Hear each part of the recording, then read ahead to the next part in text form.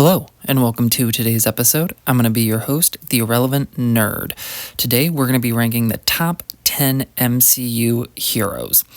First off, we're going to start with some honorable mentions because this was a much harder list to make than I had anticipated. First honorable mention is every member of the Fantastic Four. I think they really nailed it with the casting and the characterizations, and I really did love all of them and can easily see any or all of them moving into the top 10 eventually.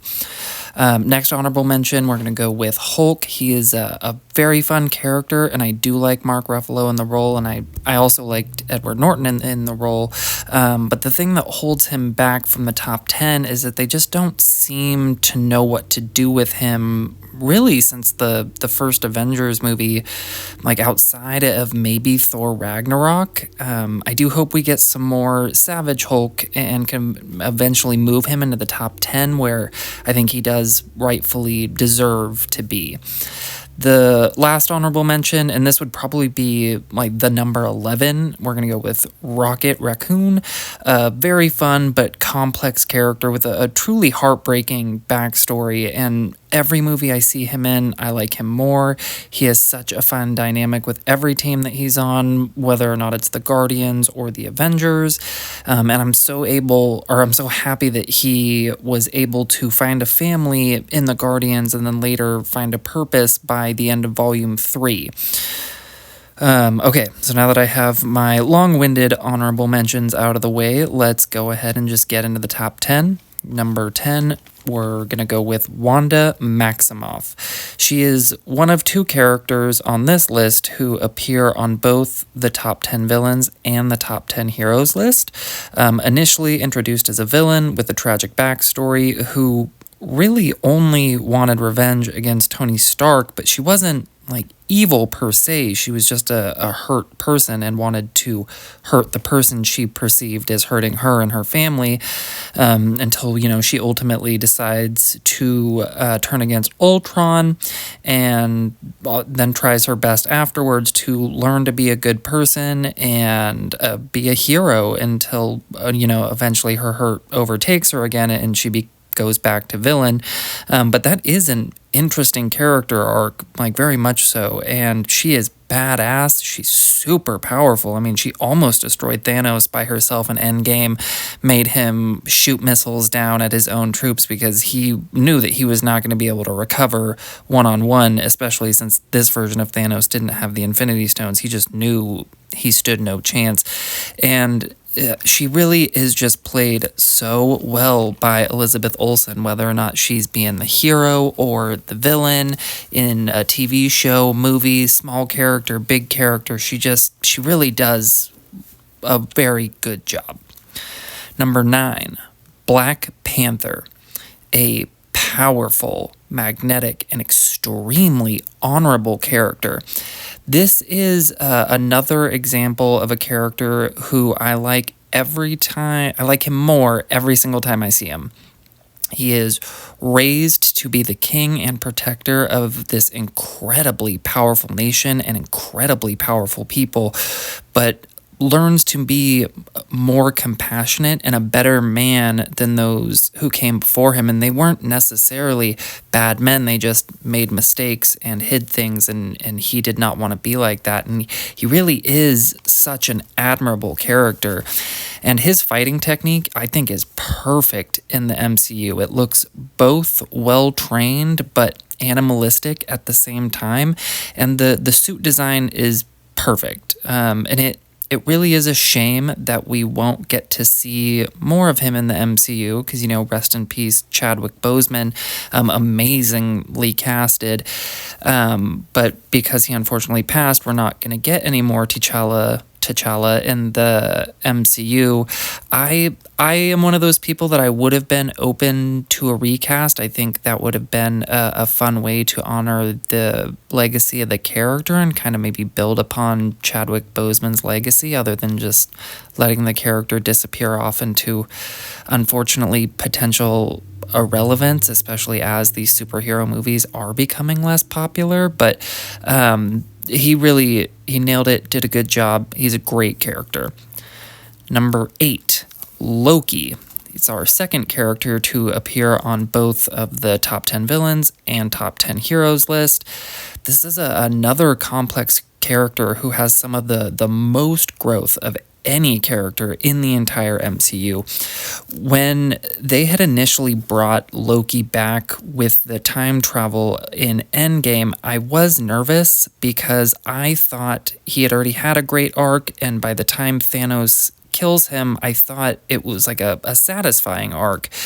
But with the combination of just Tom Hiddleston's brilliant performance and finally getting to see him find his glorious purpose as the god of stories and protector of the multiverse in a way was beautiful to see. And I'm actually excited to see more of him because I'm very sure whatever Doctor Doom is up to in the multiverse he's going to run into Loki somewhere, and I'm very interested to see what's going to happen.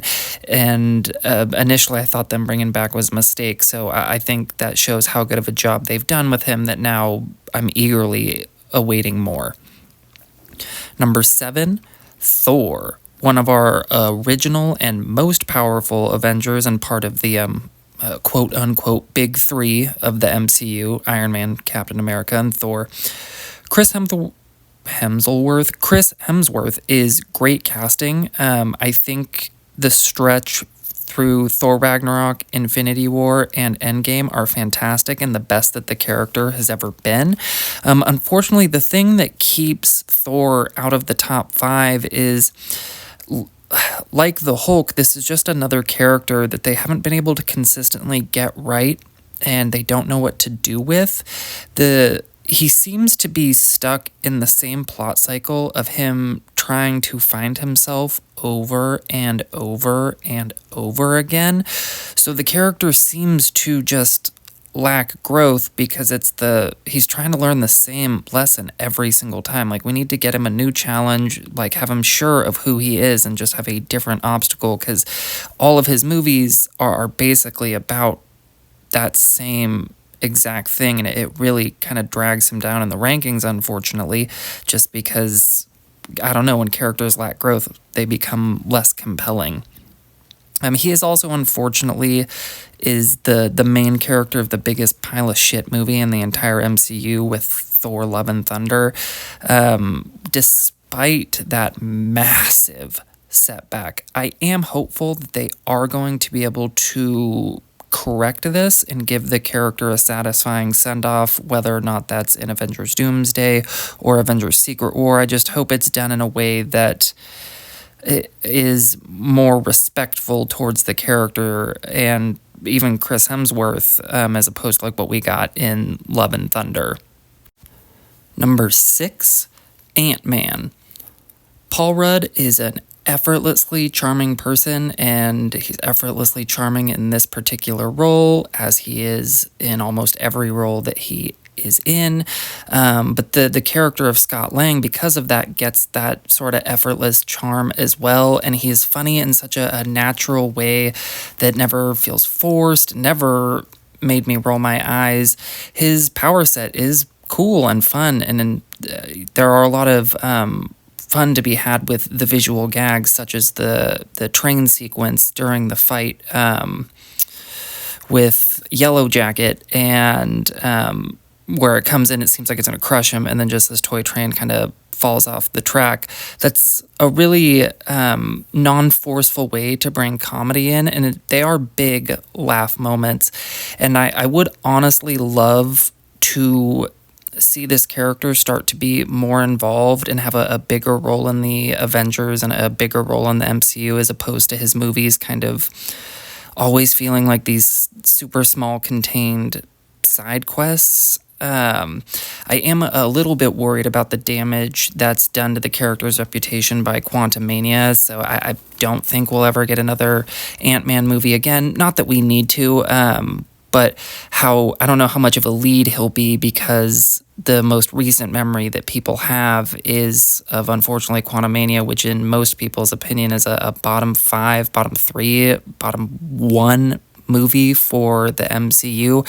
And so I don't know how much more we'll get with his character, but I really would like to see a lot more of him and have him get a little bit more shine and focus when he is in a team setting that's not just him and the Wasp.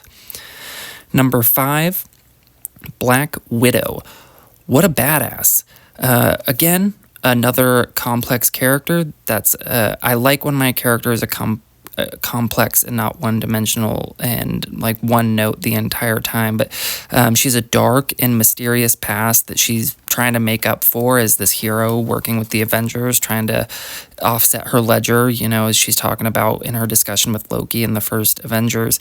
That is a great character arc. It's compelling. It's you can slowly reveal stuff about her past that makes it more interesting, and why she's so hyper-focused going forward, and how her morality and the way she sees the world change as she's in more and more of these conflicts. Plus the way that her skill set is portrayed in the MCU allows her to still be like an actual force, even when she's fighting next to and against these intensely powerful characters. Scarlett Johansson is another example of how on fire the casting was in the early MCU. Like, she's been in it since Iron Man 2 very, very early on, and she's been perfect the entire time. She did definitely deserve to get her movie sooner and for it to be better. I am glad she got one, but that's the biggest disservice to the character, I think, is they just waited too long and didn't put enough effort into this character that really deserved it, because she is fantastic. Number 4, Doctor Strange. I love a character who is that arrogant, cocky asshole, but it's earned. Like, that's his introduction, is he is incredibly full of himself, seems a bit shallow and concerned with possessions more than he is people, even though he is a doctor. But you see that he has all of the skill in the world to back up that bravado and that arrogance. And I don't know, when you're arrogant but you've earned it, it doesn't come across so shitty, and that's what allows him to still act like that but be incredibly charming and funny and clever and still win everybody over. His powers are visualized in such a cool and interesting way, and especially in the first movie.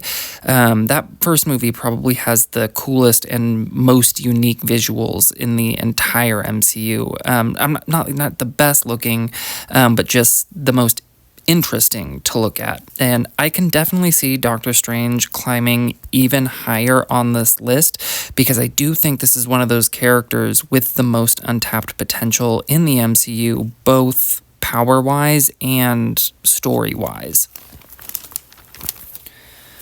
Number 3, Spider-Man.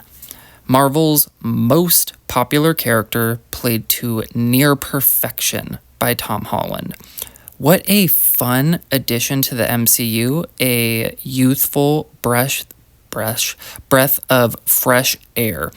The character just has intensely lovable energy. Almost any rendition of him, whether you're looking at Tobey Maguire, Andrew Garfield, and now Tom Holland, but even other just variations of the characters in the comics with Miles Morales, they're all lovable in their way. He's a funny nerd that you feel like you can relate to, because he really is just a normal kid trying to do the right things with these extraordinary powers that were gifted to him. And in the MCU, his fighting style and the tech is visualized in a pretty decently cool way. I could go for some more like interesting swinging scenes through the city, but the stuff that does happen is pretty cool. And with the Iron Spider suit, even though I'm glad they're going back to a more practical look and tech set for Spider-Man, I do think what we've seen has been a lot of fun, and it fits him well, especially with Tony Stark being the mentor character for him. But he goes through a lot in these movies, whether or not it's battling these aliens from space, losing love interests, dealing with Tony Stark's death, dealing with Aunt May's death, all being snapped out of existence for 5 years. He goes through a ton, and he has a lot of really emotionally resonant moments that it makes you really care about him as a character, and he's definitely another character I can see going up this list, especially now that we might be getting more street level stories with him, because in my mind he's barely behind number 2. Like it might almost be a tie already, but I couldn't quite put it there. But I could definitely see him climbing, especially if this next movie just knocks it out of the park. Number 2, Captain America, our second of the big 3 on this list. The way that his character progresses through the MCU is absolute perfection. From his origins in Captain America and the First Avengers all the way through Endgame, he is endlessly compelling. He is a good and principled man who you really can't help but root for, even maybe in moments that you don't agree with him. You understand and respect why he feels how he feels and why he feels he needs to stand up for some things. He also gets the best fan service of any character in the final battle of Endgame when he gets to wield Mjolnir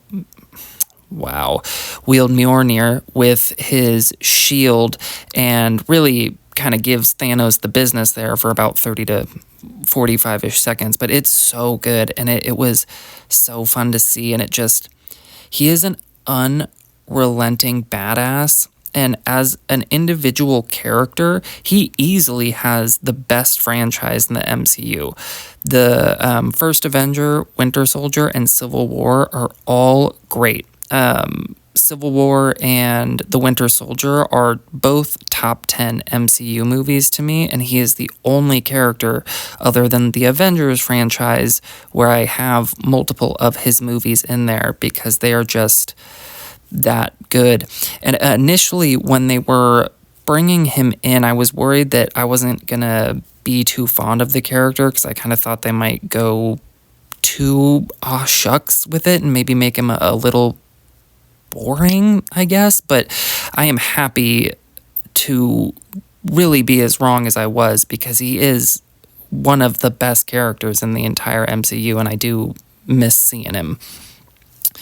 Number 1, we're going to have to go with Iron Man.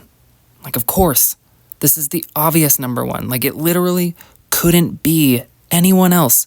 He is the anchor of the first 10 phases of the the first 10 years of the MCU. And he has the biggest arc of any character in the entire MCU. He starts out as a drunk, womanizing, selfish, shallow, kind of piece of shit character dude. Like, he wasn't evil, but he was just very clearly not a good person. Like, very charming, very intelligent, and likable because of his charm, but just immediately not the best dude to be having all this money. And by, I don't know, like, the time you reach his death in Endgame, he's not just any hero. He's the hero.